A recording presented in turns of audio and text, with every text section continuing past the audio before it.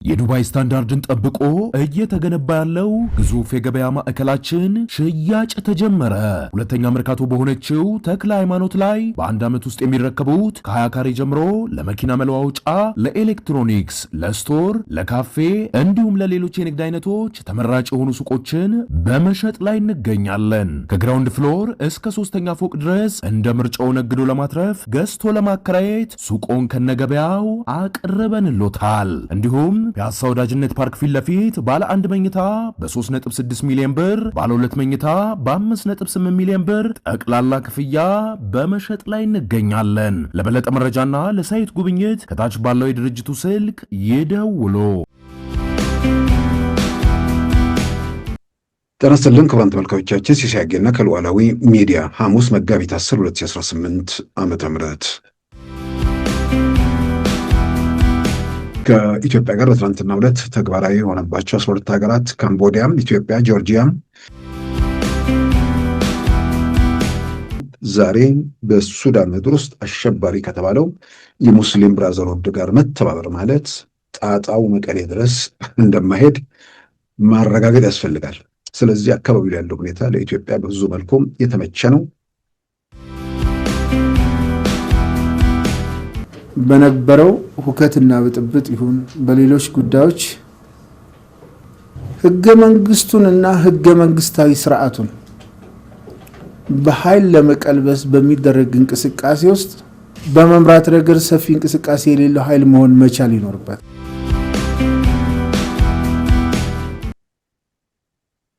መንደር፣ ሰፈር፣ ከተማ ገብቶ ሀብት ንብረት ማውደም፣ እዛ ሰላማዊ ሰዎችን መግደል አሁን ሐሙሴት ምናምን አካባቢ እየተባለ ደብረ ታቦር ገቡ፣ ንብረት አወደሙ። የሆነ ከተማ ገቡ፣ ንብረት አወደሙ፣ ሰው ገደሉ። ይሄ ሽፍትነት ነው። የፖለቲካ ዓላማ ያለው ቡድን ይሄን አይደለም የሚያደርገው። የሽፍትነት ተግባር ነው። የአደባባይ መግለጫዎቻቸው ሽብር፣ የተግባር እንቅስቃሴያቸውም ሽብር የሆኑ ቡድኖች ማለት ነው። ነፃ እናወጣዋለን የሚለው ማህበረሰብን ከተማ ገብተህ ራስህን የኔ ነው የምትለውን ከተማ እያወደምክ እንዴት አይነት የነፃነት ትግል ነው? እንዴት አይነት የፖለቲካ ትግል? በዛሬው ፕሮግራማችን በእነዚህና በሌሎች ወቅታዊ ጉዳዮች ላይ ትኩረት አድርገናል። አሁን ወደ ዕለቱ ዜና እናመራለን። በኢትዮጵያና ኤርትራ መካከል ያለው ውጥረት በፍጥነት እየተባባሰ ነው ሲሉ አሜሪካዊቷ የደህንነት ባለስልጣን ገለጹ። በኢራን እየተካሄደ ባለው ጦርነት ላይ ባተኮረውና የሀገሪቱ የጸጥታ መስሪያ ቤት ኃላፊዎች ለምስክርነት በተጠሩበት ትላንት በአሜሪካ ሴኔት በተካሄደ መድረክ ስለ ኢትዮጵያና ኤርትራ ውጥረት የተናገሩት የአሜሪካ የናሽናል ኢንቴሊጀንስ ዳይሬክተር ታልሲ ገብረድ ናቸው። የሲአይኤ፣ የኤፍቢአይ እንዲሁም የአሜሪካ መከላከያ ሰራዊት የደህንነት ኃላፊዎችና ሌሎች የጸጥታ መሪዎች በጋራ በተገኙበት በዚህ መድረክ ከኢራን ጦርነት ጋር በተያያዘ ሰፋ ያለ ማብራሪያ ሰጥተዋል። ከዓለም አቀፍ ጸጥታ አንጻር አፍሪካን በተመለከተ የብሔራዊ ደህንነት ዳይሬክተሯት ታልሲ ገብረድ ከአፍሪካ ቀንድ እስከ ሳህል ቀጠና ያለውን የጸጥታ ሁኔታ በአጭሩ የዳሰሱ ሲሆን በኢትዮጵያና ኤርትራ መካከል ያለው ውጥረት በፍጥነት እየተባባሰ ስለመሆኑም በመድረኩ ምስክርነት ሰጥተዋል። Tensions continue between Ethiopia and Eritrea, which could rapidly accelerate to conflict. ከፊታችን ግንቦት ላይ የሚካሄደው ምርጫ ሀገራችን የዴሞክራሲ ድል የምትቀዳጅበት ወደ ቀጣይ ብሩህ ዘመንም የምትሸጋገርበት በር ነው ሲሉ ጠቅላይ ሚኒስትር አብይ አህመድ ገለጹ። በነገው ዕለት የሚከበረውን የኢድ አልፈጥር በዓል ምክንያት በማድረግ በዛሬው ዕለት በዋዜማው ባስተላለፉት በዚህ መልእክት እንደ ሀገር ለዓመታት ዴሞክራሲን ስናፍቅ ኖረናል። ጉዟችን አልጋ ባልጋ አልነበረም። ነገር ግን ከፈተና በኋላ በረከት፣ ከብርታት በኋላ ሐሴት እንዳለም ከረመዳን ጾምና ከኢድ አልፈጥር በዓል እንማራለን ሲሉ መልእክታቸውን ቀጥለዋል። መልካም የዘራ ሰው መልካም ምርት እንደሚያጭድ ሁሉ እሾህ የዘራውም አሜከላ ያጭዳል። ስለተመኘን ብቻ ማዕከላዊ መልካም ሰብል አይለወጥም። በመንፈሳዊም ሆነ በዓለማዊ ጉዳዮች ውስጥ ዘርና ምርት የተቆራኙ ናቸው። ስለ ዲሞክራሲም ስናስብ ይህን ሀቅ መዘንጋት የለብንም። የምንገነባው ህጋዊና ህዝባዊ መንግስት የሚወሰነው በቅድመ ምርጫ ተሳትፏችን ነው። ተሳትፏችን ከጠየመ ዲሞክራሲያችንም ይጠይማል። ደካማ ተሳትፎ አድርገን ጠንካራ ዲሞክራሲ ለማዋለድ መመኘትም ሞኝነት ነው። ዲሞክራሲያዊ ስርዓት በባዶ መሬት ላይ አይበቅልም፣ በግጭትና በስርዓት አልበኝነትም አይገነባም። ይልቁንም ስክነትን፣ ለትብብርና ቅንጅት ልብን ክፍት ማድረግን፣ በጨዋታው ህግ መመራትን ይጠይቃል። ጠቅላይ ሚኒስትር አብይ አህመድ መልእክታቸውን ሲቀጥሉ ሃይማኖታዊ ጉዳዮቹን እየዳሰሱ ወረድ ብለውም ሰው ከፈጣሪውና ከራሱ ጋር ያለው ግንኙነት ጤናማ ካልሆነም ለማህበረሰብም ለሀገርም ጠንቅ ነው። ሰው ከራሱ ጋር እየተጋጨ ከኖረም ከሁሉም ጋር ይጋጫል። ዛሬ ጦርነትን ባህል፣ ዝርፊያን ልማድ፣ ጥፋትን እሴት፣ ውድመትን ክብር አድርገው የሚኖሩት ሰዎች የመጀመሪያ ችግራቸው ከፈጣሪያቸው ከራሳቸውም ጋር አለመስማማታቸው ነው። ውስጣዊ ባህሪያቱ ያልተስማሙለት ሰው ከማንም ጋር አይስማማም። እርቅ፣ ሰላም፣ ፍቅር፣ መግባባትና መስማማት የሚባሉት ነገሮች አይገቡትም። ሰው ከፈጣሪውና ከራሱ ጋር ከተስማማ ከማንም ጋር መስማማት ይችላል፣ ከእንስሳትም ጋር ሳይቀር። ለድንቢጥ እንኳን ቢሆን የራራ ሰው በፍርድ ቀን አላህ ይራራለታል ሲሉ ነቢዩ ያስተማሩት ለዚህ ነው። የዘንድሮውን የኢድ በዓል ስናከብር በዓለማችን ስለ ሰላም የሚነገረውን ያህል የዓለም ህዝቦች በሰላም መኖር ለምን አልቻሉም ብለን እንጠይቅ። የግጭትና የጦርነት ድንጋይ እየደጋገመ ለምን ይመታናል? ከአዛኝ ይልቅ ገዳይን እንደ ጀግና የሚያው ልማመዳችን ለምን ገናና ሆነ? የሰው ልጅ ከግጭትና ከጦርነት ያተረፈው ድህነትና ኋላ ቀርነት መሆኑን እያየን ለምን አልተማርንም? ሰልጥነዋል በምንለው ዓለም የሚኖሩ ወገኖቻችን እንዴት ግጭትና ጦርነትን የሚያበረታቱ ሆነው? ይህ ትውልድ እነዚህን ጥያቄዎች በሚገባ ጤኖ ምላሽ ሊያገኝላቸው ይገባል ሲሉ ጠቅላይ ሚኒስትር አብይ አህመድ መልእክታቸውን ሲቀጥሉም ከራሳቸው ጋር ሰላም ያጡ አካላት የማህበረሰባችን ሰላም እንዲረብሹ ልንፈቅድላቸው አይገባም። ከሮመዳን ሴቶች ጋር የተጣሉ ሰዎች ዘመኖቻችንን እንዲረብሹ ልንፈቅድላቸው አይገባም። በ12ኛው መቶ ክፍለ ዘመን እንደ 21ኛው ክፍለ ዘመን መኖር ቀድሞ መገኘት ነው። በ21ኛው ክፍለ ዘመን እንደ 12ኛው ክፍለ ዘመን መኖር ግን መረገም ነው። መግደል፣ ማገት፣ የገበሬውን እርሻ ማቃጠል፣ ሴቶችን መድፈር፣ ማህበራዊ ተቋማትን መመዝበር፣ ቅርስና ታሪክን ማበላሸት፣ ጠመንጃን የሁሉም ነገር መድኃኒት አድርጎ መውሰድ፣ እነዚህ ሁሉ ከ800 ዓመታት በፊት ያለፉ የሰው ልጆች ጠባያት ናቸው ሲሉ ጠቅላይ ሚኒስትር አብይ አህመድ መልእክታቸውን ሲያጠቃልሉም ከሶስቱ አካላት ጋር የታረቁ ሰዎች ብርቶች ናቸው ይባላል። ከራሳቸው ከማህበረሰባቸውና ከፈጣሪያቸው ጋር እንደ ኢትዮጵያ እኛም ራሳችንን የገዛን ፈጣሪን የምንፈራ ለማህበረሰብ ሰላምና እድገት የምንጨነቅ መሆን አለብን። ኢትዮጵያ የምታደግና የምትበልጽገው በዜጎቿ እንጂ በሌላ አይደለም። ዜጎቿ ሲገነቡ ትገነባለች። ዜጎቿ ሰላም ሲሆኑ ሰላም ትሆናለች። ዜጎቿ ሲስማሙ የብልጽግና ጉዞ ይሰምራል። የኢትዮጵያ መበልጸግ የሌላ ሳይሆን የእኛ መበልጸግ ነው። ስለሆነም ኢትዮጵያ እንድትበለጽግ የሚፈለግብንን መስዋዕትነት ሁሉ የመክፈል ኃላፊነት የኛ ነው። የእኛ ልፋት ከዛሬ አልፎ ለትውልድ ይተርፋል። ሀገር መውደዳችን የሚታወቀውና መልካም ዜግነታችን የሚገለጠው በስራችን ነው። ነቢዩ መሐመድ ምርጥ ሰዎች ማለት ሌሎችን ለመጥቀም የበረቱ ናቸው ብሎ ያስተማሩትም ለዚህ ነው። ይሄንን የኢድ አልፈጥር በዓል እነዚህም መልካም እሴቶች እያሰብን ሶስቱን ጤናማ መስመሮች እያጸናን እንድናከብረው አደራ ላለው ሲሉ ለመላ ኢትዮጵያ ሙስሊሞች የኢድ አልፈጥርን በዓል ምክንያት በማድረግ መልእክታቸውን አስተላልፈዋል። በሱዳን የእርስ በርስ ጦርነት ተሳታፊ የሆነውና የአልቡራን ደጋፊ የሆነው የሙስሊም ብራዘርሁድ በዓለም አቀፍ አሸባሪነት መፈረጁን ተከትሎ ሱዳንም ሆነች የሱዳን ሰራዊት አዛዥ ጀነራል አብዱልፈታህ አልቡራን ዓለም አቀፉ ማህበረሰብ በትኩረት እየተከታተላቸው መሆኑን ዘሱዳን ታይምስ ዘግቧል። በሱዳኑ ሙስሊም ብራዘርሁድና በኢራን መንግስት መካከል ያለው ትብብር የቀይ ባህር መስመር አደጋ ላይ የሚጥለው በመሆኑ የተቀናጀ ዓለም አቀፍ ትብብር ሊከተል እንደሚችል ተንታኞችን በመጥቀስ ሱዳን ታይምስ ትላንት ረቡዕ እንደ አውሮፓውያን አቆጣጠር መጋቢት 18 2026 ባሰራጨው ዘገባም አስነብቧል። የሱዳን ጉዳይ አሁን የውስጥ ጉዳይነቱ እያበቃ ቀጠናዊ ችግርና በቀይ ባህር ደህንነት ላይ አደጋ የደቀነ በመሆኑ አልቡርሃን ራሳቸውን ከቡድኑ ማራቃቸውን ቢገልጹም በተግባር ግን የሚታዩ እንቅስቃሴዎች ትስስሩ መቀጠሉን ብቻ ሳይሆን ትስስሩን ማቋረጥ አስቸጋሪ እንደሆነም ጭምር መሆኑን ተንታኞችን በመጥቀስ አብራርቷል። የኢራንና እስላማዊ ቡድኑ በሱዳን ውስጥ የፈጠሩት ትብብር ቀይ ባህር ላይ ስጋት መደቀኑን በተመለከተም ባቀረበው በዚህ ዘገባ አሜሪካ ከትናንት በስቲያ ሰኞ ጀምሮ በዓለም አቀፍ አሸባሪነት የመዘገበችው ይህ ቡድን ወታደራዊ ክንፉ በሱዳን ጦርነት ተሳታፊ መሆኑንም አመልክቷል። 20 ሺህ ሰራዊት እንዳለውና አልባራ ቢን ማሌክ ብርጌድ በሚል እንደሚንቀሳቀስም በዘገባው ተመልክቷል። ይህ ቡድን ጀነራል አልቡርሃንን በመደገፍ ከሱዳን ፈጥኖ ደራሽ ኃይል አርኤስኤፍ ጋር በመዋጋት ላይ ሲሆን ዓላማው በሱዳን ምድር እስላማዊ ርዕዮተ ዓለሙን ለማስፋፋት እንደሆነም ተገልጿል። ኢራን አልቁድስ በተባለው ሰራዊቷ በኩል ለዚህ ኃይል ስልጠና፣ መሳሪያና ጥይት እንዲሁም እስከ ድሮን ድረስ እያስታጠቀችው ሲሆን ይህንን ኃይል በመጠቀም በሱዳን ወታደራዊ መዋቅር ውስጥ ራሷን እያስተሳሰረች መሆኑን ተመልክቷል። በዚህም በሱዳን ውስጥ ለሙስሊም ብራዘርሁድ የተመቸ ሁኔታን በመፍጠር ፖርት ሱዳንን የመቆጣጠር ፍላጎት እንዳላትም ተገልጿል። የሁቲ አማጽያን ከየመን እንዲሁም ሌላ ኃይል ደግሞ ከፖርት ሱዳን በመሆን የቀይ ባህርን ደህንነት አደጋ ላይ በመጣል በዓለም አቀፍ የባህር መስመር ላይ ተጽዕኖ ለማድረግ ኢራን እየተንቀሳቀሰች መሆኑም ተዘግቧል። ኢራን በራሱ አቅጣጫ የሆርሙዝ ሰርጥን በመቆጣጠር በዓለማዊ ነዳጅ ንግድ 20 በመቶ ላይ ተጽዕኖ በማድረግ የፈጠረችውን ቀውስ የዓለም ንግድ 12 በመቶ መተላለፊያ በሆነው ቀይ ባህር ላይም ለማረጋገጥ ሱዳንንና በሱዳን ያለውን የሙስሊም ብራዘርሁድ እየተጠቀመችባቸው መሆኑም ተተንትኗል። የሱዳን ሙስሊም ብራዘርሁድ አሸባሪ ከተባለበት ጊዜ ጀምሮ ከቡድኑ ጋር በየትኛውም መንገድ ግንኙነት ያላቸው ወገኖች ተጠያቂነት የሚያስከትልባቸው በመሆኑ ጀነራል አልቡርሃን በአደባባይ ከቡድኑ ርቀት መፍጠራቸውን ቢገልጹም በተጨባጭ መሬት ላይ የሚታየው በተቃራኒ መሆኑንና ትስስሩን ለማቋረጥ አስቸጋሪ ስለመሆኑም ተንታኞችን በመጥቀስ ሱዳን ታይምስ ዘግቧል። ተንታኞች እንደሚሉት የሱኒ ሙስሊሞች ኔትወርክና የኢራኑ የሺያ ተስፋፊ ፕሮጀክት ዋና ዓላማው በሱዳን ምድር የራሱን ቤዝ መመስረት ሲሆን ይህም ኢራን ድሮኖችን ከሱዳን ጭምር ማስነሳት እንደሚያስችላት ይገልጻሉ። ይህ ከሆነም በሱዳንና በቀጠናው መረጋጋት ላይ ከሚያሳድረው ጫና ባሻገር በዓለም የኢኮኖሚ በተለይም በነዳጅና በአጠቃላይ ባህር ንግድ እንቅስቃሴ ላይ ተጽዕኖ እንደሚኖረውም ተዘግቧል።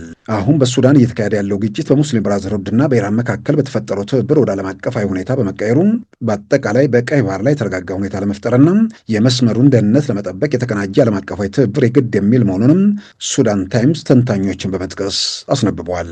ይህ በእንዲህ እንዳለም በሱዳን ጦር ኃይልና በሱዳን ፈጥኖ ደራሽ ኃይል መካከል ሰሞኑ ውጊያ ማገርሸቱ ተዘግቧል። በጀነራል አብዱልፈታህ አልቡርሃን የሚመራው የሱዳን ሰራዊት በኖርዝ ኮርዶፋን ከምትገኘው ስትራቴጂካዊ ከተማ ባራ ከትናንት በስቲያ መልቀቁን ይፋ አድርጓል። ውጊያውን ተከትሎ ከባራ የወጣው የአልቡርሃን ኃይል ከተማውን የለቀቁት ስትራቴጂካዊ ቦታዎችን ለመያዝ ነው ቢልም ከተማዋ ማዕከላዊ ሱዳንን ከደቡባዊና ምዕራብ ሱዳን ጋር የምታገናኝ የሎጂስቲክ ማዕከል የሆነች ወሳኝ ከተማ መሆኗም ተመልክቷል። የሱዳን ፈጥኖ ደራሽ ኃይል አርኤስኤፍ በሰሜን ኮርዶፋን ተጨማሪ ቦታዎችን ለመያዝ እየተዋጋ መሆኑን ሲገልጽ፣ የሱዳን ሰራዊት ደግሞ ከኢትዮጵያ የተነሱ የአርኤስኤፍ ድሮኖችን መትቶ መጣሉን ገልጿል።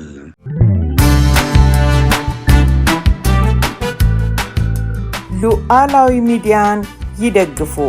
ስራዎቻችንን ለብዙ እንድናደርስ ሰብስክራይብ፣ ሼር፣ ላይክ በማድረግ ሉዓላዊ ሚዲያን ያጠናክሩ። እውነትን እንዘግባለን፣ ኢትዮጵያዊነትን እናቀነቅናለን። መድረኩ ግን ለሁሉም አመለካከት ክፍት መሆኑን እናረጋግጣለን። ሉዓላዊ ሚዲያ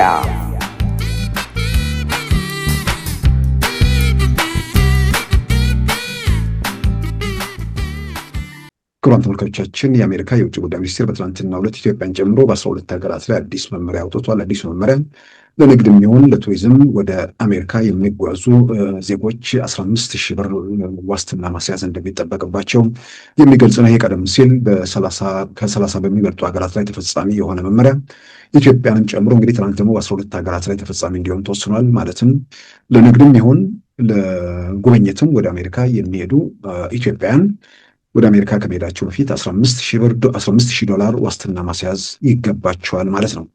በዚህ መመሪያ መሰረት ተግባራዊ የሆነባቸው 12ቱ ሀገራት ከኢትዮጵያ ጋር በትናንትናው ዕለት ተግባራዊ የሆነባቸው 12 ሀገራት ካምቦዲያ፣ ኢትዮጵያ፣ ጆርጂያ፣ ግሪናዳ፣ ሌሶቶ፣ ሞሪሸስ፣ ሞንጎሊያ፣ ሞዛምቢክ፣ ኒካራጓ፣ ፓፑዋ ኒው ጊኒ፣ ሴሸልስ እና ቱኒዚያ ናቸው። ይሄ አዲሱ መመሪያ ቀደም ሲል በሌሎች የኢትዮጵያ ጎረቤቶች በሆኑት በነ ጅቡቲ ላይ ጭምር አስቀድሞ 38 ሀገራት ላይ ተፈጻሚ ሆኖ ነበር። ትላንት ነው እንግዲህ ተጨማሪ 12 ሀገራት ተጨምሮ በአጠቃላይ 50 ሀገራት ገብተዋል። ቀደም ሲል ይኸው 15,000 ዶላር መመሪያ ተግባራዊ የሆነባቸው ሀገራት አልጄሪያ፣ አንጎላ፣ አንቲጓ ኤንድ ባርቡዳ፣ ባንግላዴሽ፣ ቤኒን፣ ቡታን፣ ቦትስዋና፣ ብሩንዲ፣ ኬፕ ቨርዴ፣ ሴንትራል አፍሪካን ሪፐብሊክ፣ ኮትዲቯር፣ ኩባ፣ ጅቡቲ፣ ዶሚኒካን፣ ፊጂ፣ ጋቦን፣ ዘጋምቢያ፣ ጊኒ ቢሳው፣ ኪርጊስታን፣ ማላዊ፣ ሞሪታንያ፣ ናሚቢያ፣ ኔፓል፣ ናይጄሪያ፣ ሳኦ ቶሜ ኤንድ ፕሪንሲፔ፣ ሴኔጋል፣ ታጂኪስታን፣ ታንዛኒያ፣ ቶጎ፣ ቶንጋ፣ ተርክሜኒስታን፣ ቱቫሉ፣ ኡጋንዳ፣ ቫናቱ፣ ቬኔዙዌላ፣ ዛምቢያ እና ዚምባብዌ ቀደም ሲል 18 ሀገራት ላይ ተፈጻሚ ሆኗል። ትላንትና ደግሞ ኢትዮጵያን ጨምሮ በ12 ሀገራት ላይ ተግባራዊ የሆነ መመሪያ ነው። ይህ መመሪያ እንግዲህ ወደ አሜሪካ ከሄዱ በኋላ ሰዎች አሜሪካ እየቀሩ እነሱን ይዞ ለማስወጣት በስቴት ዲፓርትመንቱ መግለጫ ላይ የተቀመጠው ነገር ነው። በህገ ወጥ መንገድ ይገባሉ፣ በህገ ወጥ መንገድ ማለት በህጋዊ መንገድ ይገባሉ፣ በህገ ወጥ መንገድ ይቆያሉ። ማለትም የመቆያ ጊዜያቸውን ለመቆየት የ6 ወር ይሁን የ3 ወር ቪዛ ከሰጣቸው በኋላ ከዛ በላይ ይቆያሉ። በዚህም የተነሳ እነሱን በህገ ወጥ መንገድ መቆየታቸውን ተከትሎ እነሱን ከሀገር ለማስወጣት ለአንድ ሰው እስከ 18,000 ዶላር ይጠይቃል። ያንን ለመከላከል ነው። ይህንን መመሪያ ተግባራዊ በማድረግ ብዙ ነገሮችን ተከላክለናል። አስቀድሞ ይሄ ነገር በሌሎቹ በ38 ሀገራት ላይ ተፈጻሚ የሆነው በስቴት ዲፓርትመንት መግለጫ ላይ ሲያነጻጽረው ለምሳሌ የጆ ባይደን የቀደመው ፕሬዚዳንት የስልጣን ዘመን የመጨረሻው ዓመት ላይ በህጋዊ መንገድ ገብተው ከመቆያ ጊዜያቸው በላይ የቆዩ 44,000 የነዚህ ሀገራት ዜጎች ነበሩ። አሁን ግን ይሄ ጥብቅ መመሪያ ከተላለፈ በኋላ የገቡ ሰዎች ቁጥር ወደ 1,000 አካባቢ ነው ለጉብኝት የመጡት። ከነዛ 38 ሀገራት አጠቃላይ የቀሩት ወይ ደግሞ ከመቆያ ጊዜያቸው በላይ የቆዩት ከ3% በታች ናቸው። ስለዚህ መመሪያው በጣም መመሪያውን ተግባራዊ በማድረግ የአሜሪካ ታክስ ከፋዩን ገንዘብ አድነናል። ሰዎቹ ጉብኝታቸውን ጨርሰው ሲመለሱ $15,000 ይመለሳል። የማይመለሱ ከሆነ ግን ገንዘቡ ተግባር ላይ የሚሆነው እነሱን ይዞ ከሀገር ለማስወጣት የሚያስፈልገው ሂደት ውስጥ የሚወጣውን ወጪ ከአሜሪካ ታክስ ከፋይ ገንዘብ ከመጠቀም ይልቅ በእነሱ በዋስትና ባስያዙት ተግባራዊ እናደርጋለን በሚል ነው በትናንትናው ዕለት የወጣው።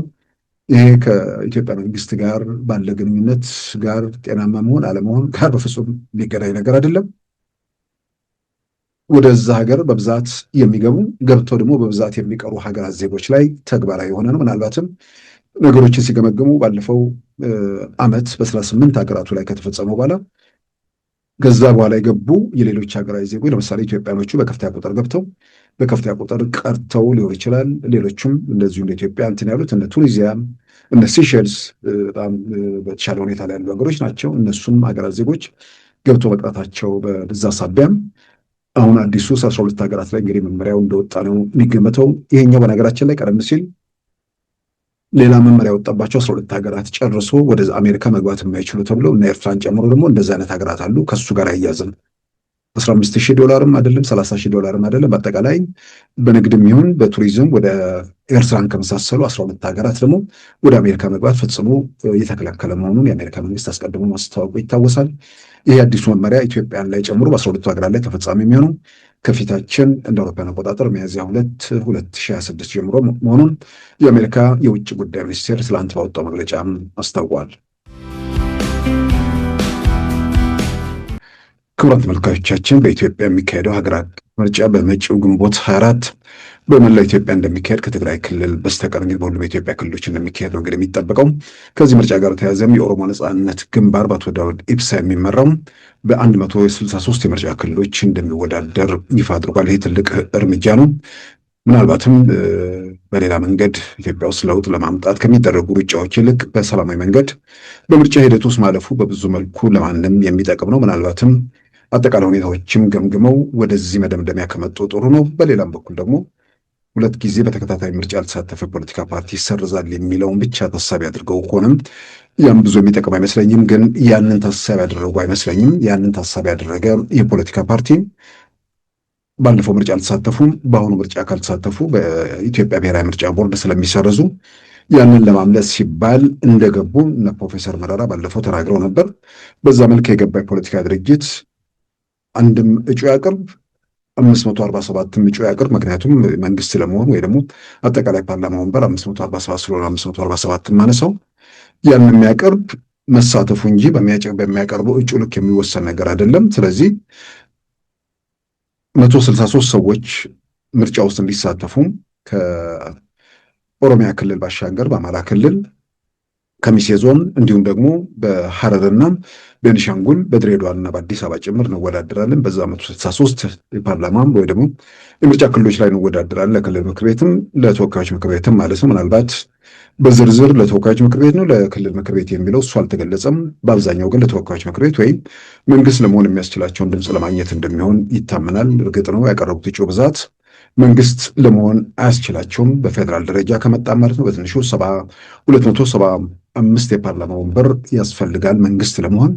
ነገር ግን ከሌሎች ኃይሎች ጋር ተቀናጅተው መንግስት እንሆናለን ብለው ሊሰሩ ይችላሉ። ካለ በሌላ በኩል ደግሞ ተጨባጭ ሁኔታ ገምግመው ሂደቱን መጀመርና ከዛ በኋላ ለሚቀጥለው ራሳቸውን ለማዘጋጀትም ሊሆን ይችላል።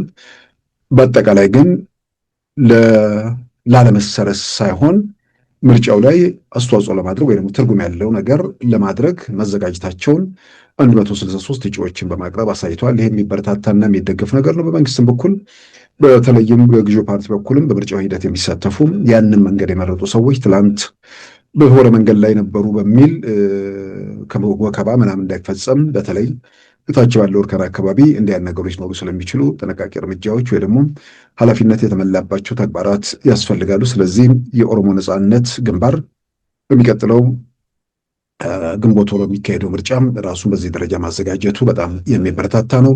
በኦፌኮም በኩል ተመሳሳይ ነገር ይኖራል ተብሎ ይጠበቃል። እስካሁን ድረስ ምን ያህል እጩ እንዳቀረቡ እነሱም የገለጹት ነገር የለም። በሌላ በኩል ደግሞ ህብረ ብሔር በሚል የሚንቀሳቀሱ እንዲሁም በብሔር የተደራጁ ሌሎች ፓርቲዎችም አሉ። የእነዚህን የኦሮሞ ነጻነት ግንባርና የኦፌኮን የተለየ የሚያደርገው በምርጫ ክርክሩ ላይ ሲሳተፉ አላየን። ምናልባት ክልላዊ ፓርቲ ስለሆኑ በክልል ደረጃ እንዳይባል ሀገር አቀፍ ፓርቲዎች መሆናቸውን የሚያሳየው ሀገር አቀፍ ፓርቲ በመሆን ስማቸው ክልላዊ የሚንቀሳቀሱት ግን ደግሞ በሀገር አቀፍ ደረጃ መሆኑን አሁን ቢያንስ በ4 ክልሎችና በ2 አስተዳደር አካባቢዎች ላይ እንሳተፋለን ማለታቸው በአጠቃላይ አዲስ አበባና ድሬዳዋን ጨምሮ በ6 አካባቢዎች ላይ እንደሚሳተፉ ገልጸዋልና ስለዚህ በአገር አቀፍ ደረጃ ምርጫ ውስጥ ለመሳተፍ እየተንቀሳቀሱ መሆኑን የሚያሳይ ነው። ስለዚህ ይሄ ባለበት ሁኔታ ውስጥ ምርጫ ክርክር ውስጥ ለምን አልተሳተፉም? እውነት ለመናገር የሰማነው የተረዳነው ነገር የለም።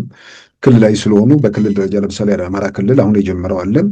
በክልሉ የሚንቀሳቀሱ ፖለቲካ ፓርቲዎች በክልል ምክር ቤት ውስጥ ለመሳተፍ የሚሄዱትን የእነሱ የምርጫ ክርክር ተጀምሯል። ኦሮሚያ ክልልም በተመሳሳይ ይጀምራል። ግን እነዚህ በተለያዩ ክልሎች የሚሳተፉ ፓርቲዎች ስለሆኑ እዛ ውስጥ እንዴት በምርጫ ክርክሩ እንዳላለፉ ወይ ደግሞ ምርጫ ክርክሩን እዛ ውስጥ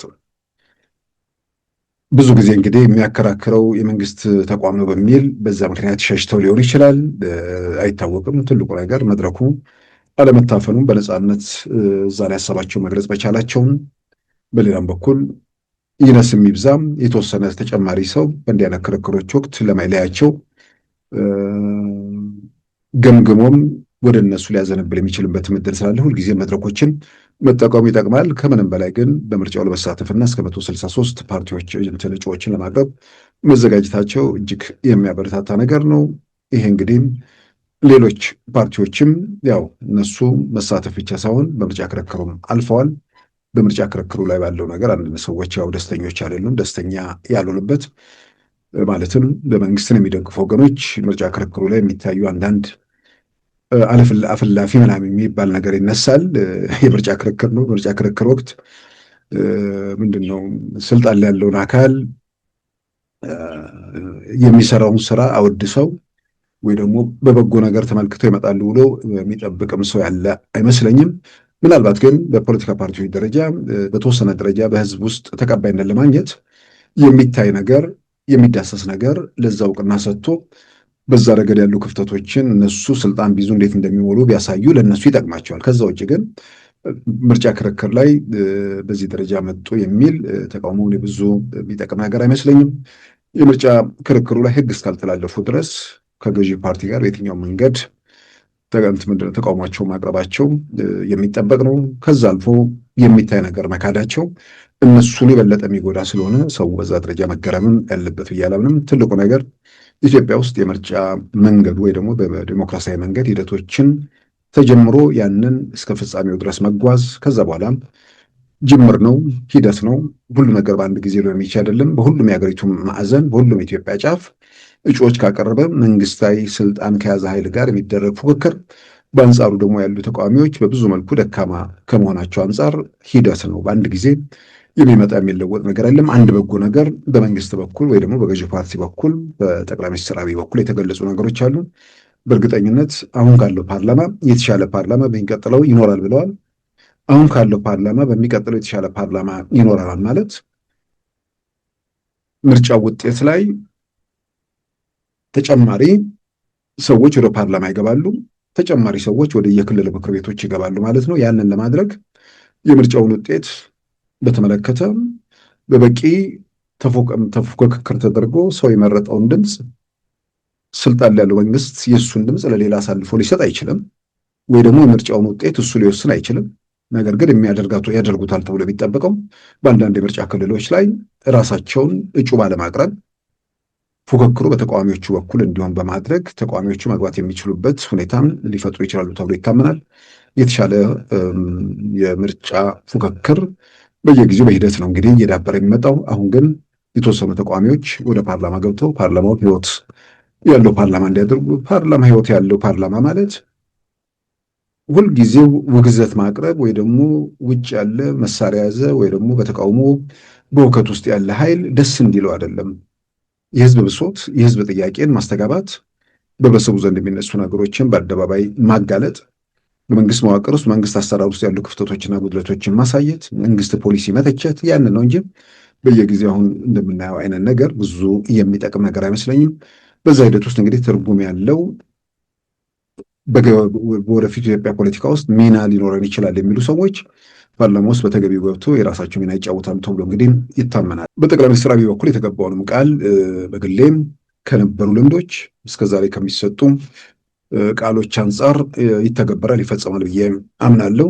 ምናልባት በቀደመው ጊዜ ውስጥ በዚህ በኮታ በምናምን በተደራጀ ፖለቲካ መዋቅር ወይ ደግሞ ስልጣን ላይ ምንድነው ፓርቲዎቹ እርስ በርስ የሚፎካከሩበት ሁኔታ ስላለ የኔ ኮታ ያንተ ኮታ የሚባል ነገር ስለነበር በዛ ደረጃ ብዙ እንደቀደመው ከዚህ ቀደሙ በነበረው ሁኔታ ውስጥ የዚህ ወይም የዛኛው ሰፈር ፓርቲ ከማዕከሉ በጣም የተለየ ሀሳብ ከማዕከሉ የተለየ ፍላጎት ማለትም ማዕከሉ የሁሉም ኢትዮጵያ አካባቢ ላይ ያለውን ፍላጎት እንደገናም ደግሞ እንደ ሀገር በሀገር ደረጃ ያላቸውን ፍላጎት ስለሚያንጸባርቁ በዚህ መልክ ወደ ፓርላማ የሚገቡ ፖለቲካ ድርጅት መሪዎች ወይ ደግሞ ግለሰቦች መኖራቸው ለዲሞክራሲያዊ ሂደቱ መጎልበት ያለው ሚና ጭምር ስለሚታወቅ እንደገናም ደግሞ ስልጣን ላይ ያለው አካል ከዚህ ቀደም በቀላሉ በየሰፈሩ ያለው ኃይል የሚጎትተውና የሚወዘውዘውም ስላልሆነም ጠቅላይ ሚኒስትር አብይ የገቡትን ቃል ከሌሎች የፓርቲው አመራሮች እንዲሁም ደግሞ በተዋረግ ካሉትም በየክልሉ ካሉትም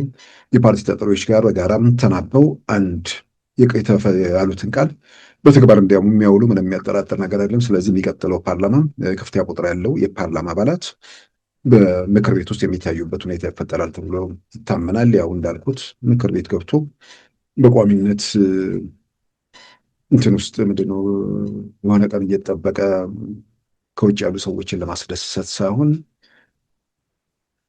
ውጭ ሆነው ችግር የሚፈጥረውንም ስልጣን ላይ ሆኖ ችግር የሚፈጥረውንም በየትኛውም መንገድ ለችግር ምንጭ ናቸው የሚሏቸውን እንደ ፖሊሲ ምናምን ያሉ ክፍተቶችን፣ ጉድለቶችን፣ በአሰራር ላይ ያሉ ችግሮችን፣ በየመንግስቱ መዋቅር ውስጥ ያሉ ሌቦችን፣ እነዚህ የተመለከቱ ነገሮችን እሱን እያጋለጡ እሱን እያረሙ መንግስት ላይ ጫና እያደረጉ መሄድ የሚደገፍ የሚበረታታም መንግስትን እየሞረዱ እያስተካከሉ የበለጠ ለመሄድ የፖለቲካ ሂደቱን በዛ መልክ እየተሳለ እንዲሆን ስለሚያደርግ እንደዛ አይነት ትርጉም ያለው ሐሳብ ያላቸው ማለት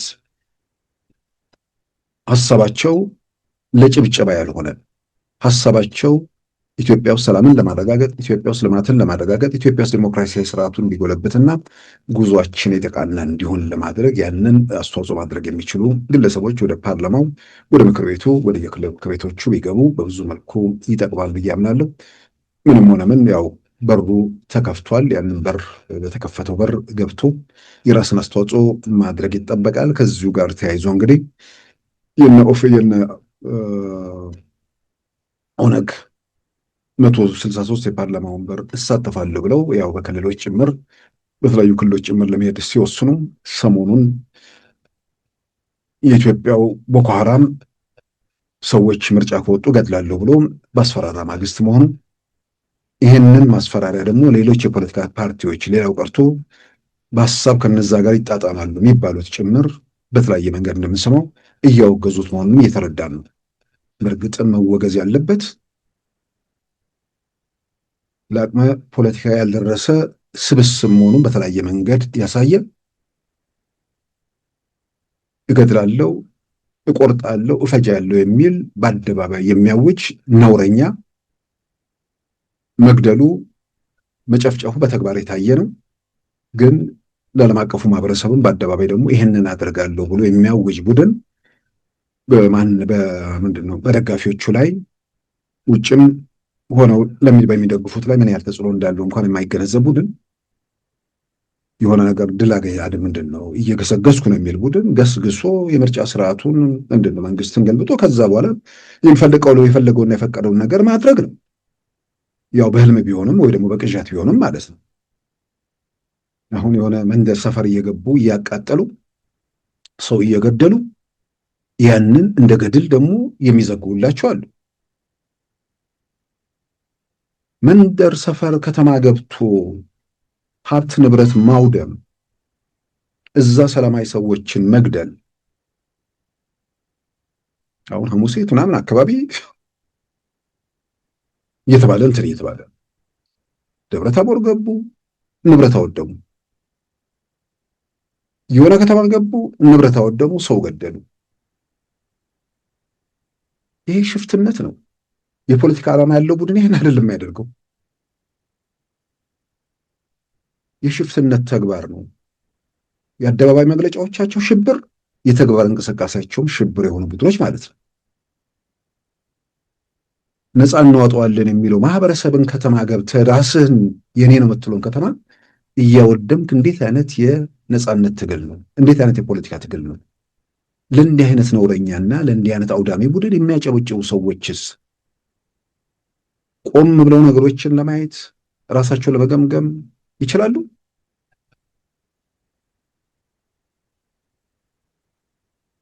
የኢትዮጵያ ሀገር መከላከያ ሰራዊት ኃይሉን ሰብስቦ ወደሆነ እንቅስቃሴ ካደረገበት ጊዜ ጀምሮ አለው ብሎ መወራጨት ምንድን ነው የሚፈጥረው?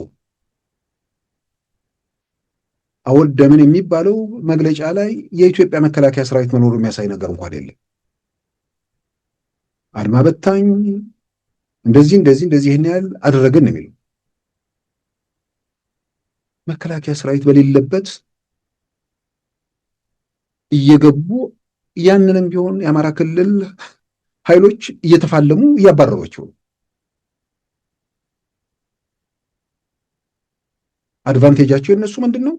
መንግስት መዋቅር ውስጥ ሆነው ክፍተቱን ጉድለቱን በተለያየ መንገድ መረጃ የሚሰጧቸው ሰዎች ስላሉ፣ እነዚህ መረጃ የሚሰጧቸው ደግሞ እነዚህ በሽፍትነት የሚንቀሳቀሱ ሰዎች መንግስት ሆነው የተሻለ ስልጣን እናገኛለን ብለው አምነው አይደለም። በጣም በእርግጠኝነት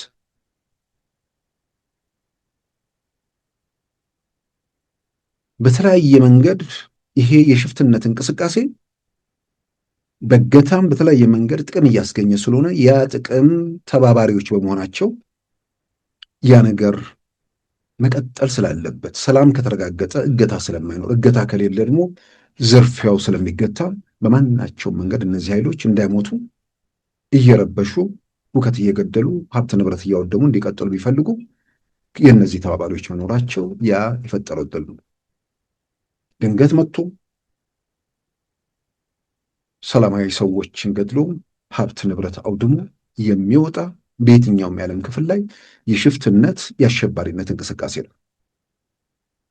ይሄንን ተደረገ ተብሎ ዜና መነገሩ ነው የሚገርመኝ። ይዞ የሚመጣውን ጣጣ እንኳን ያለመገንዘብ፣ በሌላም በኩል ሰው ላይ የሚፈጥረውን ንዴትና ቁጭት የሆነው ጊዜ ላይ ትክክል ነው ብሎ ያጨበጨበል ሰው አሁን ከተማውን እየገባ ስታወድም ሀብት ንብረቱን ስታቃጥል ከዚህ ቀደምም ወጥቶ መግባት የማይችልበትን ሁኔታ ፈጥራ የሲኦል ምድር አድርገው አሁን ደግሞ የኢትዮጵያ ሀገር መከላከያ ሰራዊት ኃይሉን አቅሙን በትልቁ ዘመቻም ያ ትልቅ ዘመቻም በዘላቂነት ኢትዮጵያ ውስጥ ሰላምን ለማረጋገጥ የሚያስችል ነው ብዬ አምናለሁ። ለዛ በሚል እንቅስቃሴ በሚያደርግበት ሰዓት ያን ነገር በአንድ በኩል ማሰናከል ያስችላል ተብሎ የኢትዮጵያ መከላከያ ሰራዊትን ስበን መልሰን እዛ ሁኔታ ውስጥ እንከቷለን፣ ከዋናው ትኩረቱ እናወጣዋለን ተብሎ በጌቶቻቸው በላኪዎቻቸው ጭምር ታቅዶ የሚፈጸም ነው። የሚገርመው ፈጽሙ አቃጥሎ አውድሙ ሲሏቸው ነፃ እናወጣዋለን የሚሉትን ሀብትና ንብረት እያወደሙ በዚህ ደረጃ እንኳን ማሰብ የተሳናቸው የቀበሌ ጽሕፈት ቤትም ይሁን የወረዳ ጽሕፈት ቤትም ይሁን የፖሊስ ጣቢያም ይሁን የክልሉ ሕዝብ ሀብትና ንብረት ነው። ያንን በማድረግ በክልሉ ኢኮኖሚ ላይ ተጽዕኖ ትፈጥራለህ እንጂ ፖሊስ ጣቢያ አቃጥለህ ስለወጣ፣ ወረዳ አቃጥለህ ስለወጣ መንግስት መሆን አትችልም፣ ወረዳ መቆጣጠር አትችልም፣ ፖሊስ ጣቢያ ማስተዳደር አትችልም። ግን ሲልኳችሁም ይህን አድርጉ ሲሏችሁም አንዳንዴ መጠየቅ ጥሩ ነው። ጸባችሁ ከመንግስት ጋር ነው። ጸባችሁ ስልጣን ካለው ላይ ካለው አካል ጋር ነው። ጸባችሁ ነፃነት እናወጣለን ከምትሉት ከተማ ጋር፣ ነፃ እናወጣለን ከምትሉት ህዝብ ጋር አለመሆኑን ማረጋገጥ ነበረባችሁ። በየቀኑ የሚፈጸሙ ነገሮች ወደ ጥልቀቱ እየወሰዷችሁ መሆኑን ማሰብ የምትችሉ አይመስለኝም። ብዙዎቻችሁ ያው መልእክት የለመደ መላላክ እንጂ ለምን የሚል ጥያቄ ስላልፈጠረበት አሁን የሆነ ነገር ከተማ ሰፈር በላም በማውደል መንግስት መሆን አይቻልም ብቻ ሳይሆን መንግስት ለመሆን አቅም ቢኖር እንኳን በህዝብ ውስጥ መተፋተን የጠላትነት ስሜት እያደበሩ መሆኑን እንኳን መገንዘብ የቻሉ ሰዎች አይደሉም። እና እነዚህ ኃይሎች እንገድላለን ምርጫ የሚሳተፍ የሚል በአደባባይ አውጀዋል። በነገራችን ላይ ይህን ቡድን መደገፍ ውጤቱ ምን እንደሚሆን በሂደት እንግዲህ የሚታይ ነው። በአደባባይ አሸባሪነታቸው ወይ ደግሞ የሽብር ተግባር እንፈጽማለን የሚለውን ከማወጃቸውን በፊት በቀደሙ ሳምንት ውስጥ የሆነውን ነገር እናውቃለን። በአሜሪካም በሆምላንድ ሴኩሪቲ በኩል ባለው አይሲ ውስጥ የፋኖ ደጋፊ የሆነ ሰው ወደ ኢትዮጵያ ማባረሩ ያንን ቡድን ወይ ደግሞ ፋኖን በደረጃ 3 አሸባሪ ብለው እንደሚመለከቱት ጭምር የወጣውን ነገር ተከታትለናል። ከዛ በኋላ ደግሞ ይህንን በመግለጫ አስደግፈዋል። ውጤቱን ወደፊት የምናየው ነገር ይሆናል። ብዙ ነገር እየተሰራበት እንደሆነም አምናለሁ። ለመንግስትም መንግስት ሰላምን ለማረጋገጥ ጦር ሜዳ ላይ ውጊያ ሜዳ ላይ ጠመንጃ ይዘው ወይ ደግሞ ጅራፍ የሚያስጮሁትን መኮርኮምና መቆንጠጥ ብቻ ሳይሆን ሰላምን ለሚፈልጉት የሰላምን መንገድ መጥረግ ብቻ ሳይሆን በሌላ በኩል ይህንን የሽብር ድርጊት፣ ይህን ጥፋት፣ ይህንን ወንጀል የሚያበረታቱ ኃይሎችን፣ ግለሰቦችን፣ ቡድኖችን እነዛን በተመለከተ ደግሞ ሰላም ለማረጋገጥ በዛ መንገድ የሚደረገውን ድጋፍ ለማቆም በዛ በኩል ድጋፍ የሚሰጡ ሰዎች የሚያስከትለውን ጣጣ በተግባር ጭምር እንዲያዩት ለማድረግ ያው ብዙ ነገር የተመቻቸለት ነው መንግስት ብዬ አምናለሁ። እንደገናም ከአሜሪካ መንግስት ጋር ያለው ትብብር ለዚህ ሂደት ደግሞ የበለጠ ይጠቅማል ብዬም አምናለሁ።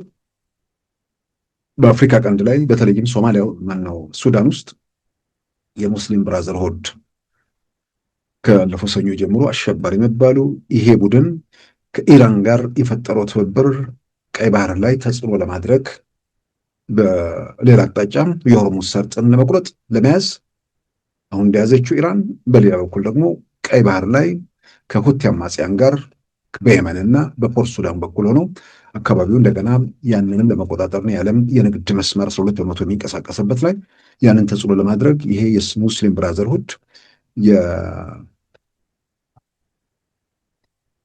የኢራን ጉዳይ ፈጻሚ ወይ ደግሞ እዛ አካባቢ ላይ ይህን ነገር ለመከወን እየተንቀሳቀሰ መሆኑን በመረጃ ጭምር የተጠናቀረ ነገር እየወጣ ስለሆነ በዜና መልክ ተመልክተነዋል። ይሄ ነገር አሁን የሱዳን ጉዳይ የሱዳን የውስጥ ጉዳይ ብቻ ሳይሆን የሱዳን ጉዳይ የሱዳንና የአካባቢ ሀገራት ጉዳይ ብቻ ሳይሆን የሱዳን ጉዳይ ዓለም አቀፍ ጉዳይ ሆኖ ስለወጣ ያን ሁኔታ ለማስተካከል የሚካሄዱ እርምጃዎች ወይ ደግሞ እንቅስቃሴዎች በኢትዮጵያ ብዙ ነገር የተመቻቸ ሁኔታ እንደሚፈጠር ምንም የሚያጠያይቅ ነገር አይደለም። ቲፒኤልኤፍ አርሚ 70 በሚል እዛ ያደራጀውን ወልቃይትን አጠቃለሁ ሲል የነበረው በአንድ በኩል ሰላምን የመረጡ የሰላምን መንገድ የመረጡት ቁጥራቸው ከፍተኛ ሆኑም ወደ ሰላሙ መንገድ ገብተዋል። የቀሩትም ደግሞ አሁን ከማን ጋር ነው የሚተባበሩት የሚል ነገር ካለ በግልጽ ከሱዳን መንግስት ጋር የሚተባበረው የሙስሊም ብራዘርሁድ ወደ 20 ሺህ ሰራዊት እንዳለው ተገልጿል። ከዛ ቡድን ጋር የሱዳን ሰራዊት የሚባለው በአልቡርሃን የሚመራው እሱ ያላቸው ግንኙነት እንዲህ በቀላል የሚበጠስ እንዳልሆነ በአደባባይ መግለጫም የሚሆን እንዳልሆነ ግልጽ ስለሆነ ይህም ቡድን አጠቃላይ ስብስቡ ከነዚህ ጋር የሚተባበሩ ለአፍሪካ ቀንድ ሽብር ምንጮች መሆናቸው የሚገለጽበት ወይ ደግሞ በአደባባይ የሚወጣበት ነገር ስለሆነ በዚህ በኩል ለኢትዮጵያ የተመቻቸው ሁኔታ አለ። በዛ በኩል ያለውን ነገር ሱዳን አማጺ በማደራጀትም ከኤርትራ ጋር በመተባበርም ኢትዮጵያ ላይ ጫና ለመፍጠር ያኔ ቲፒኤልኤፍ ሲወጋ መታ ኢትዮጵያ መሬት ይዛ ነበር። አሁን ደግሞ የቲፒኤልኤፍን ኃይል እዛ እያሰባሰበች ኢትዮጵያ ላይ ጫና ለማድረግ ስትሞክር ቆይታለች። ያው በአንድ በኩል የሰላምን መንገድ የመረጡ ከፍተኛ ቁጥር ያላቸው መጥተዋል።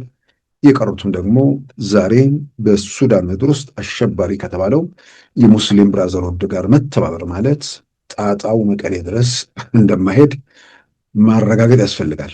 ስለዚህ አካባቢው ያለው ሁኔታ ለኢትዮጵያ በብዙ መልኩም የተመቸ ነው።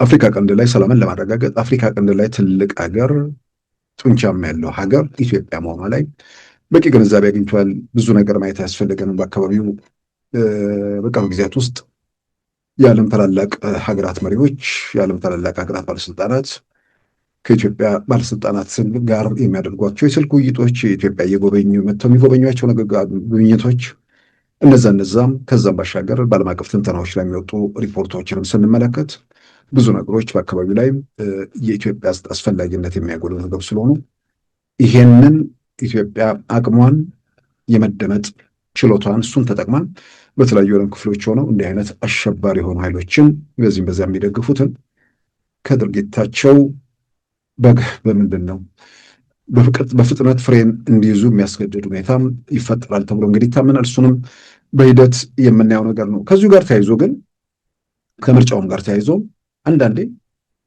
ቃል የገቡትን ነገር ይፈጽሙታል ጠቅላይ ሚኒስትሩም መንግስታቸውም ብዬ በአደባባይ ሲናገር፣ በሌላ በኩል ደግሞ ለቃል ምንድነው ሰውን ምርጫ ውስጥ ለማሳተፍ እንጂ የማይፈጸም ነው ብለው እንደ ቅስቀሳም በለሆሳስም ቢሆን የሚያካሂዱ ሰዎች አሉ። በማህበራዊ ገጽ ላይ በምናምን ላይ የሚጽፉ አንድ ነገር መንግስት ነው። መንግስት የሚለውን ነገር ደግሞ ስንሰማ ምርጫ የሚባለውን ነገር ደግሞ አንድ ላይ ስናጣምር ረዥም ዘመናት የሚታወሰን ቲፒኤልኤፍ ነው። ከዛ በፊት ስለ ምርጫ ማሰብ አንችልም። ቲፒኤልኤፍ ሲባል ደግሞ አንዱ መለያ ውሸት ነው። ያው መግደል ምናምን እንደተጠበቀው ዘረኝነቱ ዋና መለያው ሆኖ ማለት ነው። ስለዚህ ቃል የገቡትን ነገር አይፈጽሙም። በተግባር ሲታይ የኖረ ነገር መንግስትነት መዋሸት፣ መንግስትነት መቅጠፍ ጭምር እንዲመስል አድርገው ኢትዮጵያ ፖለቲካ ስርዓት ውስጥ የቆዩ ሰዎች ስለሆኑ ከዛ በኋላ የሚመጣ መንግስትም አይታመንም የሚል ስሜት መፍጠራቸው የሚጠበቅ ነው። የመንግስትነት መለያ ግን መቅጠፍ አይደለም። የመንግስትነት መለያ ግን ስልጣን ላይ ሆኖ አሉ የሚባሉ ወንጀሎችን በአገር ላይ መፈጸም አይደለም። በዓለም ላይ የምናየው አይደለም። በኢትዮጵያ ውስጥ ያየነው ነገር የዓለም መገለጫ ነገር አይደለም። ስለዚህ ከዚህ ቀደም የነበረ መንግስት ስለሚዋሽ በቃሉ ስለማይገኝ አሁን ስልጣን ያለው መንግስት የፖለቲካ ሜዳውን እንከፍተዋለን፣ የተወሰኑ አሁን ካለው ፓርላማ የተሻለ የፓርላማ አባላት ምክር ቤት ውስጥ ይኖራሉ የሚለውን በዛ ደረጃ መናገሩ ምርጫ ውስጥ እንዲያሟሙቁት ስለፈለገ ነው ወይስ በተግባር ስለሚመነዘር ነው የሚለውን ነገር ከዚህ ቀደም በነበረው ምርጫ የተሳተፉ የፖለቲካ ኃይሎች ምክር ቤት መግባት የሚችሉት ገብተዋል። ምክር ቤት ገብተውም በሌላም በኩል ደግሞ ምክር ቤት ያልገቡትን ጨምሮ በምርጫ የተሳተፉና ጉልህ ተጽዕኖ የነበራቸው ፓርቲዎች ደግሞ በሀገሪቱ ካቢኔ ውስጥ በሚኒስትርነት ደረጃ ተሳትፈዋል።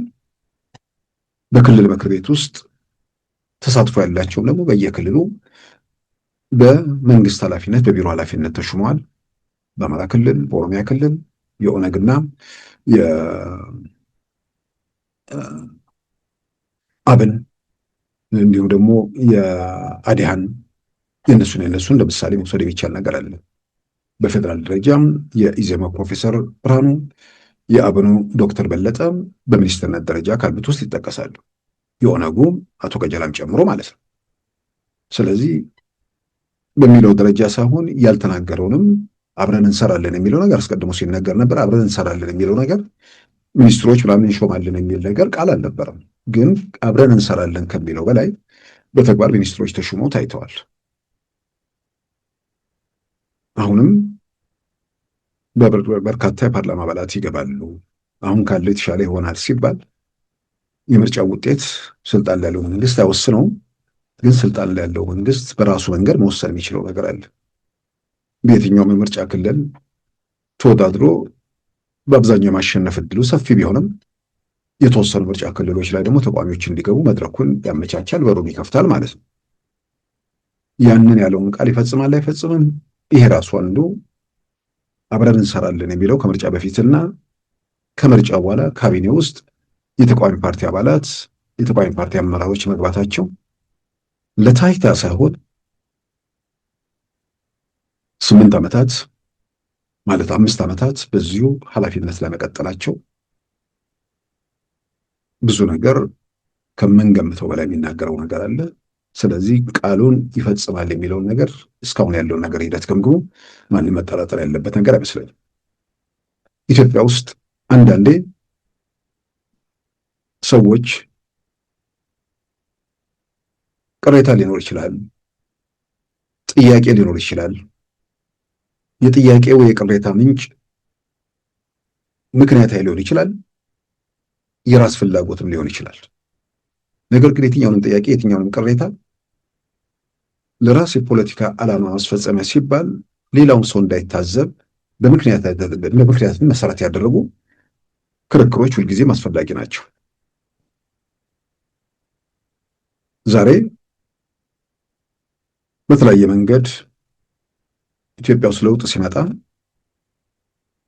ከእስር ቤትም ከምንም ወጥተው ሂደት ውስጥ የገቡ በኋላ ደግሞ በተለያየ መንገድ አኮርፈው መሳሪያ በመተኮስም በመግለጫም ተቃውሞ ውስጥ ያሉ ሰዎች ስለ ፍቻቸው አንዳንዴ ሲናገሩ የሚታየው ሌሎችም ስለነሱ ሆነ ሲናገሩ የምናደምጠው ትዝብት ላይ እንዳይጠላቸው መጠንቀቁ በጣም በጣም አስፈላጊ ነው። ሰሞኑን ምክንያቱም እንደሆነ አላውቅም፣ ያኔ ስንፈታ ማነው እንትኖቹ ሲፈቱ የጠቅላይ ሚኒስትሩ አይደለም የኢህአዴግ ውሳኔ ነው ህወሓትም ጭምር ተስማምቶን የተፈታ ነው የሚል የድፍረት መግለጫዎች በኋላ በአደባባይ እነ አቶ ስብሐት ነጋ የተናገሩትን ሁሉም ሰው የሚያስታውሰው መግለጫ እንኳን የሚክድ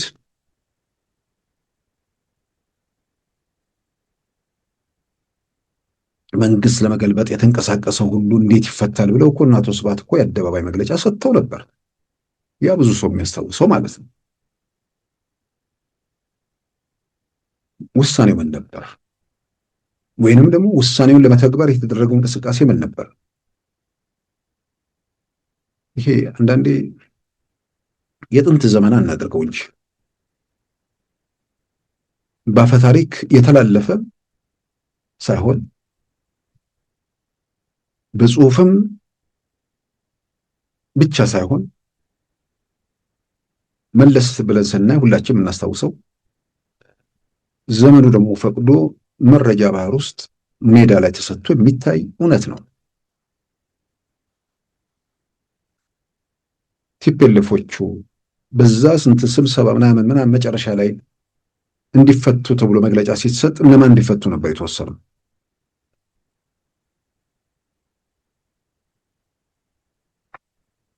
ቅድሚያ እነ ፕሮፌሰር መረራ ሲፈቱ አስታውሳለሁ።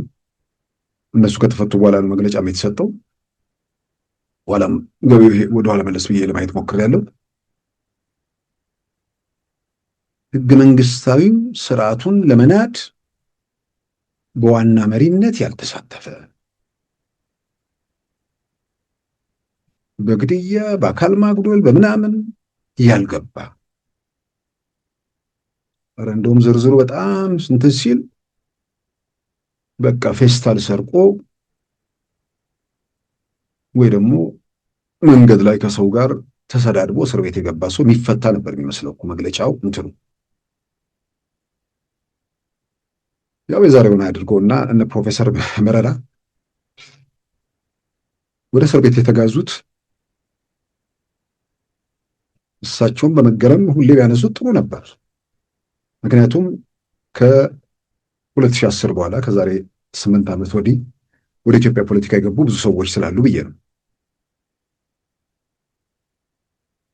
ምን ነበር የነበረው? ፕሮፌሰር መረራ እስር ቤት የገቡት ምን ስላደረጉ ነበር? የአውሮፓ ህብረት በጠራው ስብሰባ ላይ ተሳታፊ ሆነው ሄደው የአውሮፓ ህብረት በጠራው ስብሰባ ላይ በወቅቱ የአርበኞች ግንቦት ሰባት ሊቀመንበር ፕሮፌሰር ብርሃኑ ነጋም ተጋብዘው ስብሰባ ላይ ስለተገኙ ፕሮፌሰር መረራና ፕሮፌሰር ብርሃኑ በአንድ መድረክ ላይ በመገኘታቸው ያው ከአሸባሪ ጋር ቡና መጠጣት ከአሸባሪ ጋር ምናምን የሚባል ነገር ነበር። ወንጀላቸው ከፕሮፌሰር ብርሃኑ ጋር በአንድ መድረክ መገኘት ነበር። ከዛ ውጭ ይሄ ነው የተባለው የተጠቀሰ ይሄ ነው ተብሎ የተገለጸ ነገር አልነበረም። የአደባባይ መግለጫ ነው። በእርግጥ ይሄ የመጀመሪያ አይደለም። አንዳንዴ ሰዎች ሲቆዩ ወይ ብሽቀት ወይ ንዴት ወይ ደግሞ የራሳቸው ነገር ውስጥ ሲገቡ ሊክዱ ይሞክሩታል እንጂ ምርጫ 97 እኮ ማስረጃ ተብሎ ፍርድ ቤት ከቀረበው በቅንጅት መሪዎች ላይ በጋዜጠኞቹም ላይ ጭምር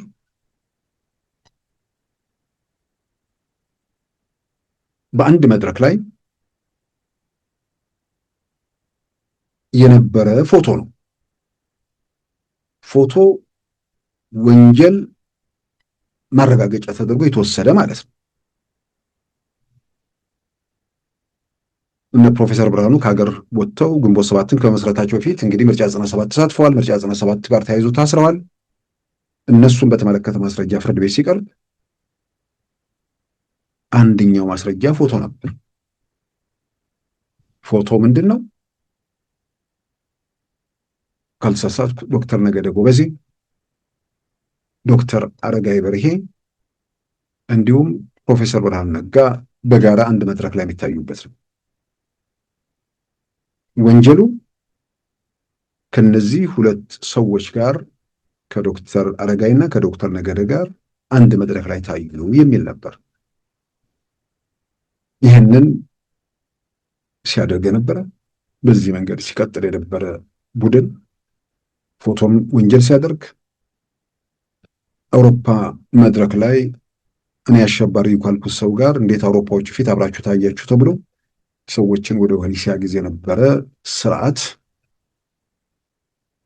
በዛ ስርዓት ውስጥ ምርጫ ሲሳተፉ በምርጫ ውስጥ ሲያልፉ የነበሩት እነ ፕሮፌሰር መረራ ጉዲና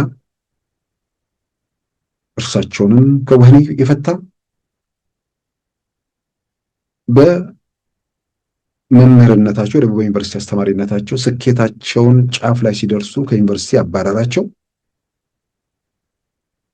በአንጻሩ ወደ ስልጣን የመጣው መንግስት ደግሞ ሲመጣ ወደ ዩኒቨርሲቲ መልሷቸው ቢያንስ የደገሱለትን ፕሮፌሰርነት ያገኙት የጠቅላይ ሚኒስትር አብይ መንግስት ወደ ስልጣን ከመጣና ወደ መምህርነታቸው ከተመለሱ በኋላ ነው።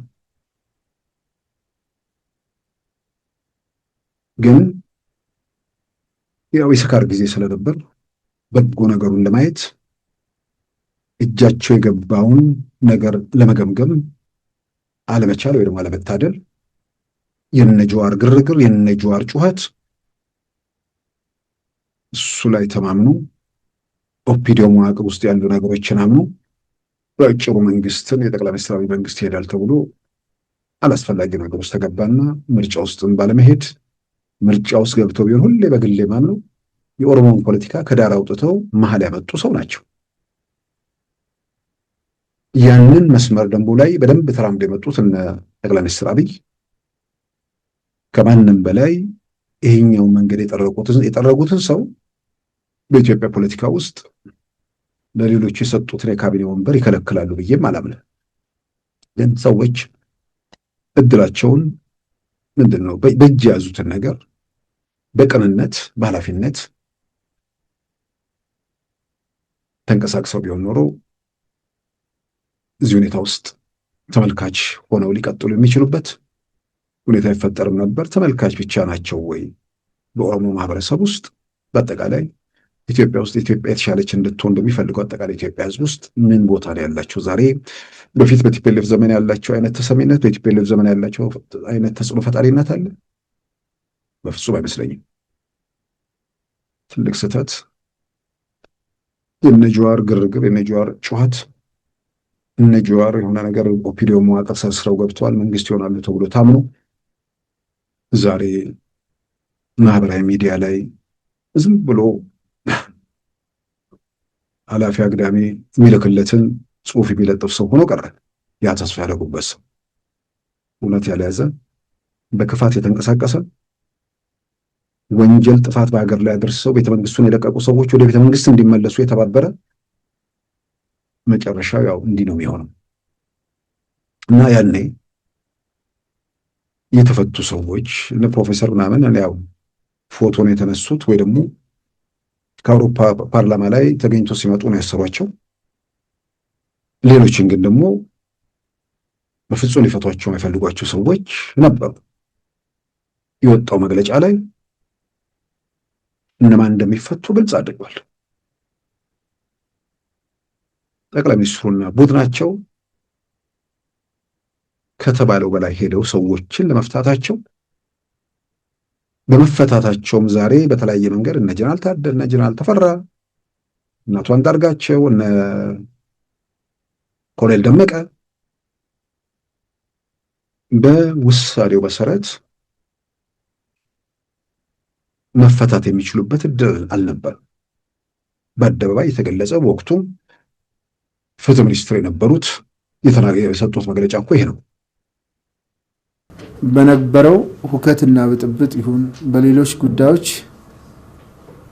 የሰው ህይወት ያላጠፋ ከባድ የአካል ጉዳት ያላደረሰ መሆን ይገባዋል። በትልልቅ የኢኮኖሚ አውታሮቻችን ላይ ለማውደም ቀጥተኛ ተሳትፎ ያልነበረው ህገ መንግስቱንና ህገ መንግስታዊ ስርዓቱን በኃይል ለመቀልበስ በሚደረግ እንቅስቃሴ ውስጥ በመምራት ረገድ ሰፊ እንቅስቃሴ የሌለው ኃይል መሆን መቻል ይኖርበት።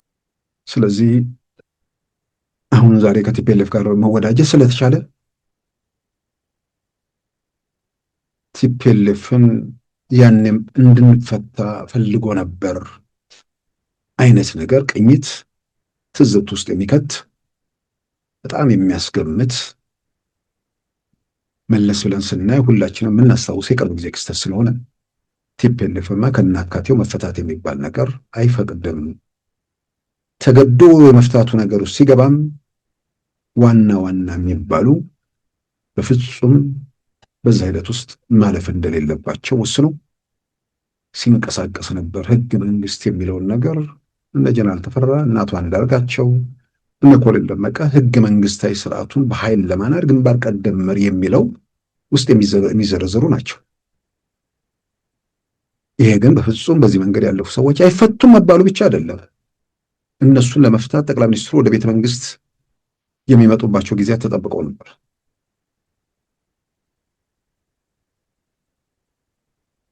ይህንን የአደባባይ መግለጫውንም የተግባር ምላሾችንም ሰዎች እኮ የሆነ አካል ስለፈታ ከዛ በኋላ ወንጀል እየፈጸሙ ወይ ደግሞ ክፋት እየደረተ የጥፋት መንገድ ላይ ካቀጠለ አንተን ስለፈታ ወንጀሉን ይቀጥል ወይ ደግሞ አትቃወሙ ማለት አይደለም። የመጀመሪያው እውነትን መሰረት አድርጎ መነሳቱና በሆነ ላይ ተመርኩዞ አስተያየት መስጠቱ በጣም አስፈላጊ ነው።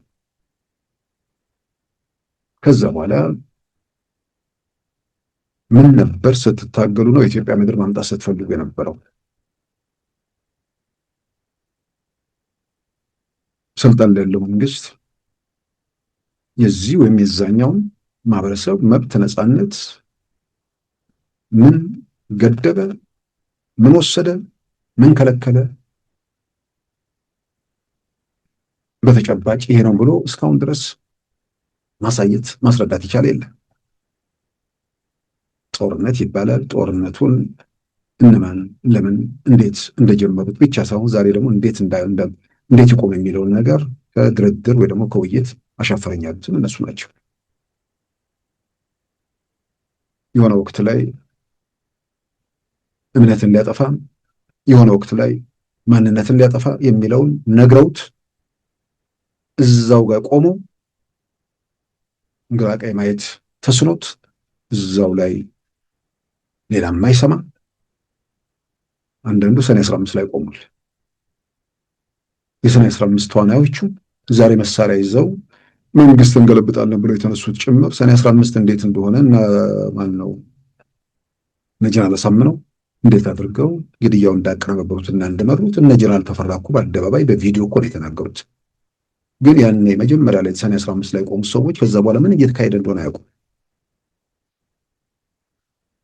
በዛ መልክ የቆሙ ሰዎችን ሸኔ መጀመሪያ ላይ ጥሏቸው እዛ ትቷቸው እዛ ላይ የቆሙ ሰዎችን የፈቀድከውን ነገር እየጋትክ ያሻን ነገር እየነገርክ ስለማይጠይቁ ስለማይሰሙ ስለማያገናዝቡ እዛ ጋር ትክክል ስለሆንክ የማይጠይቁ የማይመረምሩ ሰዎች ፊት ትክክል ስለሆንክ ትክክል ነኝ ብለው በዛ መንገድ የሚቀጥሉ ሰዎች ይኖራሉ ብዬ አምናለሁ።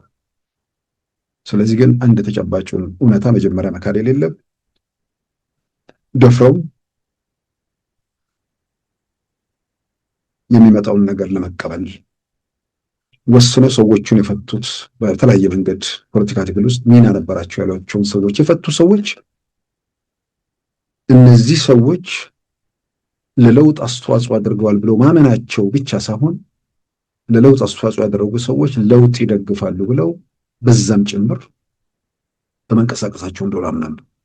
ነገር ግን ያው መጨረሻ ላይ ለጠላትነት መምጣታቸው ምናልባት በአጠቃላይ ፖለቲካ ሂደቶችን ለሚገመግም የስልጣን ጥያቄ ምናምን ነገር በዛ መልኩ መጨረሻው ያ አይሆንም ብሎ ላይደመድም ይችላል። ግን በተጨባጭ ያለውን ነገር መመስከሩና ያን መሰረት አድርጎ አስተያየት መስጠቱ በጣም አስፈላጊ ነገር ነው። ስለዚህ በዋናነት እኔ ምርጫ ውስጥ እነ ኦነግ ለተሳትፎ ብቻ ሳይሆን ውጤት አመጣለሁ ብሎ እስከ 163 የፓርላማ ወንበር ላይ መግባት ያደረገው ጥረት በጣም የሚበረታታ ነገር ነው። ያን እንግዲህ ማበረታታቱ ሜዳውንም በደንብ የተመቻቸ ማድረጉ በጣም አስፈላጊ ነው ብዬ አምናለሁ። ክቡራን ተመልካቾቻችን የዛሬ ሐሙስ መጋቢት 10 2018 ፕሮግራማችን በዚሁ ተጠናቋል። ተነስተልን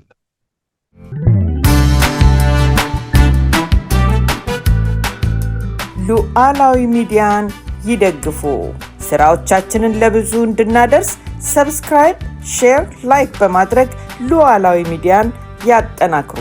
እውነትን እንዘግባለን፣ ኢትዮጵያዊነትን እናቀነቅናለን። መድረኩ ግን ለሁሉም አመለካከት ክፍት መሆኑን እናረጋግጣለን። ሉዓላዊ ሚዲያ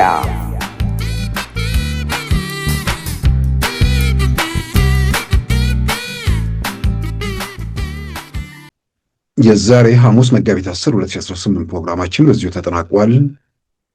ጤና ይስጥልን።